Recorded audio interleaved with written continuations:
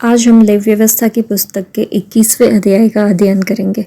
फिर यहोवा ने मूसा से कहा, हारून के पुत्र जो याजक है उनसे कह कि तुम्हारे लोगों में से कोई भी मरे तो उसके कारण तुम में से कोई अपने को अशुद्ध ना करे।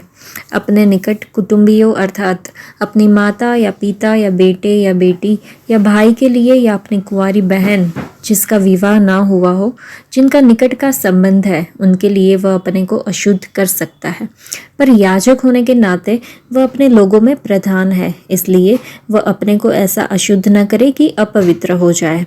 वे न तो अपने सिर मुंडाए और न अपने गाल के बालों को मुंडाए और न अपने शरीर चीरे। वे अपने परमेश्वर के लिए पवित्र बने रहें और अपने परमेश्वर का नाम अपवित्र न करें, क्योंकि वे यहोवा के हव्य को जो उनके परमेश्वर का भोजन है चढ़ाया करते हैं। इस कारण वे पवित्र बने रहे। वे वेश्या या भ्रष्टा से विवाह न करे और न त्यागी हुई से विवाह करे, क्योंकि याजक अपने परमेश्वर के लिए पवित्र होता है। इसलिए तू याजक को पवित्र जानना, क्योंकि वह तुम्हारे परमेश्वर का भोजन चढ़ाया करता है, इसलिए वह तेरी दृष्टि में पवित्र ठहरे। क्योंकि मैं यहोवा जो तुमको पवित्र करता हूँ पवित्र हूँ। और यदि याजक की बेटी वेश्या बनकर अपने आप को अपवित्र करे तो वह अपने पिता को अपवित्र ठहराती है, वह आग में जलाई जाए। जो अपने भाइयों में महायाजक हो, जिसके सिर पर अभिषेक का तेल डाला गया हो और जिसका पवित्र वस्त्रों को पहनने के लिए संस्कार हुआ हो, वह अपने सिर के बाल बिखरने न दे और न अपने वस्त्र फाड़े और न वह किसी लोथ के पास जाए और न अपने पिता या माता के कारण अपने को अशुद्ध करे और वह पवित्र स्थान से बाहर भी न निकले और न अपने परमेश्वर के पवित्र स्थान को अपवित्र ठहराए, क्योंकि वह अपने परमेश्वर के अभिषेक का तेल रूपी मुकुट धारण किए हुए है। मैं यहोवा हूँ। और वह कुमारी स्त्री से ही विवाह करे। जो विधवा या त्यागी हुई या भ्रष्ट या वेश्या हो, ऐसी किसी से वह विवाह न करे। वह अपने ही लोगों के बीच में की किसी कुंवारी कन्या से विवाह करे और वह अपनी संतान को अपने लोगों में अपवित्र न करे, क्योंकि मैं उसका पवित्र करने वाला यहोवा हूँ। फिर यहोवा ने मूसा से कहा, हारून से कह कि तेरे वंश की पीढ़ी पीढ़ी में जिस किसी के कोई भी दोष हो, वह अपने परमेश्वर का भोजन चढ़ाने के लिए समीप न आए।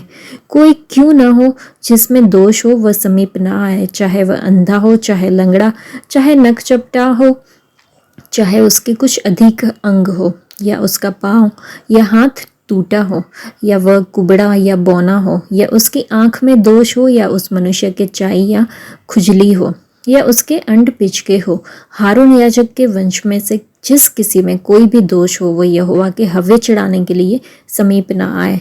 वह जो दोष युक्त है कभी भी अपने परमेश्वर का भोजन चढ़ाने के लिए समीप न आए। वह अपने परमेश्वर के पवित्र और परम पवित्र दोनों प्रकार के भोजन को खाए, परंतु उसके दोष के कारण वह न तो बीच वाले पर्दे के भीतर आए और न वेदी के समीप, जिससे ऐसा ना हो कि वह मेरे पवित्र स्थानों को अपवित्र करे, क्योंकि मैं उनका पवित्र करने वाला यहोवा हूँ। इसलिए मूसा ने हारून और उसके पुत्रों को तथा सब इस्राएलियों को ये बातें कह सुनाई। इस अध्याय से हमें पता चलता है कि महायाजक को तंबू के बाहर जाने की अनुमति नहीं थी। इस प्रकार वह अपने माता पिता सहित अपने करीबी रिश्तेदारों के अंतिम संस्कार में भी शामिल नहीं हो सका। यह निषेध इस तथ्य पर आधारित थे कि महायाजक को हर समय पवित्र रहना था और दिन रात परमेश्वर और लोगों के बीच सेवा करने के लिए तैयार रहना था। उसने परमेश्वर के सामने इस्राएलियों का प्रतिनिधित्व किया और इस्राएलियों के सामने परमेश्वर का प्रतिनिधित्व किया। परमेश्वर की योजना में एक विश्वसनीय और योग्य प्रतिनिधि का होना आवश्यक था, जिससे आवश्यकता पड़ने पर संपर्क किया जा सके। इसमें उस समय तक अभयारण्य में रहना शामिल था जब महायाजक सेवा में था। वह किसी भी बाहरी आपात स्थिति के लिए अपना मुलाकात कार्य मंडप को छोड़ने के लिए स्वतंत्र नहीं था। इस प्रतिबद्धता का मतलब यह नहीं है कि एक मसीही को अपने माता पिता का समर्थन करने की उपेक्षा करने के बहाने के रूप में परमेश्वर की सेवा का उपयोग करना चाहिए। प्रभु यीशु ने इस रवैये को स्पष्ट रूप से अस्वीकार कर दिया, लेकिन हमें प्रभु यीशु मसीह के ऊपर किसी और चीज़ को, किसी और लोगों को प्राथमिकता नहीं देनी चाहिए। और इस अध्याय में 18वीं कलम से लेके 24वें कलम तक हम देख सकते हैं एक शाही याजक के बारे में। तो आस्तिक के रूप में हम याजक कहलाते हैं। जब परमेश्वर ने प्रभु यीशु मसीह के मृत्यु के समय ऊपर से नीचे पर्दे को फाड़ा तो याजक का समय खत्म होता दिखाई दिया गया। यह दर्शाता है कि हम परमेश्वर के पास आ सकते हैं। अब हम याजक हैं और हमें दूसरों के अधिकार की आवश्यकता नहीं है। प्रभु यीशु मसीह के लहू के द्वारा हमारे पास अधिकार है। हम न केवल उनके पास जाने के अर्थ में बल्कि उनकी सेवा करने के अर्थ में भी याजक है। इब्रानियों की पत्री में लिखा है कि हमें स्तुति का बलिदान चढ़ाना है। बाद में वहाँ पे कुछ शारीरिक खामियों के बारे में लिखा है कि अगर ऐसी कोई खामी उनके शरीर में हो याजक के तो वो निकट ना जाए। तो अगर हम आज के समय में देखें तो हमारे अंदर क्या क्या ऐसी खामी हो सकती है। वहाँ पे लिखा हुआ है अंधे के बारे में, तो हमारा ये आध्यात्मिक अंधापन हो सकता है। बाद में लंगड़े के बारे में लिखा है।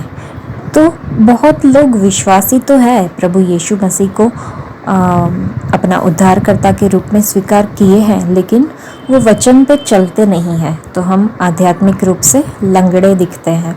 उसके बाद नाक चपटा लिखा हुआ है, तो वो एक विकृत चेहरे के बारे में है कि इनके चेहरे पे कोई भी खुशी नहीं दिखाई देती, जिनके अंदर परमेश्वर का आनंद नहीं होता है। उसके बाद जिनके शरीर में अधिक अंग हो, उसका हम सोच सकते हैं कि परमेश्वर ने जिस तरह से हमें बोला है, परमेश्वर की जो इच्छा है उसके हिसाब से नहीं, और हम अपने हिसाब से कुछ और उसमें जोड़ते हैं, अपनी मर्जी के हिसाब से हम कुछ बातें को जोड़ते हैं और उसके ऊपर करते हैं, तो वो गलत है। उसके बाद वहाँ पे लिखा हुआ है कि उसके हाथ या पैर कुछ टूटा हुआ हो, तो आध्यात्मिक रूप से हम अंदर से टूटे हुए होते हैं। कई बार हमारी कोई ऐसी परिस्थिति की वजह से हम टूटे होते हैं, लेकिन हमें उस परिस्थिति में डूब नहीं जाना चाहिए। हमें याद रखना चाहिए कि प्रभु यीशु मसीह हमें हर हालात से बाहर निकालने में सक्षम है। तो यहाँ पे जो ऐसी शारीरिक क्षतियाँ लिखी हुई है, वो हर एक हम आज हमारी आध्यात्मिक रूप में भी उसको देख सकते हैं। तो प्रभु यीशु मसीह ने आके कहा कि स्वर्ग और पृथ्वी का सारा अधिकार मुझे दिया गया है। तो आइए हम ये जो शाही याजक बनने की ज़रूरत है, जैसा परमेश्वर चाहते हैं, वो बनने के लिए हम अपने आप को परखें, क्योंकि हमें धन्यवाद करना होगा कि प्रभु ने हमें वो शाही याजक बनने के लिए चुना है। आज के लिए इतना ही। परमेश्वर आप सबको आशीष दे। धन्यवाद।